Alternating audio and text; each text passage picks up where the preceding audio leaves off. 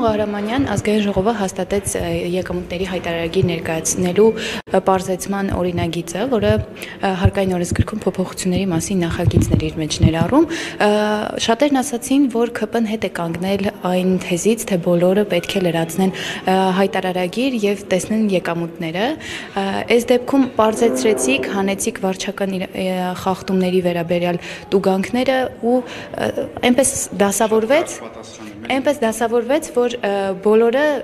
բոլորի փոխարեն լրացնում է պետեկամուտների կոմիտեն։ Սա չի նշանակում, որ ՔՊ-ն հետ է կանգնել իր սկզբունքներին։ Ոչ, դա չի նշանակում, նախ ձեր ասածը, որ հետ ենք կանգնում եւ բոլորը չեն հայտարարելու, դա իրականությունը չի համապատասխանում։ Տուգանքները մինչեւս էլ չկար, եթե չեմ սխալվում, որովհետեւ առաջի խախտման դեպքում ընդհանրապես բանավոր էր, հիմա էլ եթե չեմ սխալվում, ներողություն։ Հիմա ինչ վերաբերվում է պետությունն է իր փոխարենը, այսինքն եթե սահմանված ժամկետում քաղաքացին չի հայտարարագրում, հիմնականում ենթաթոշակառուների չեն հայտարարագրում, չեն անում, ժամկետի ավարտին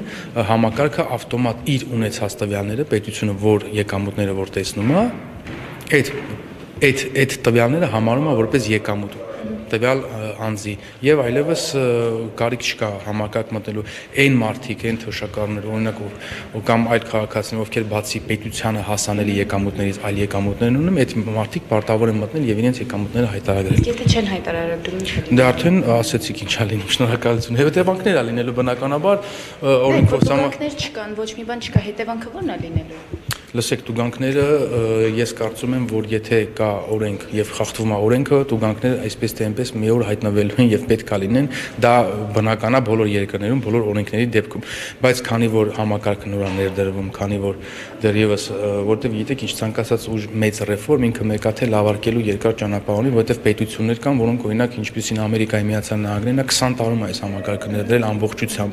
եւ մենք էլ ընթացքում լավարկելով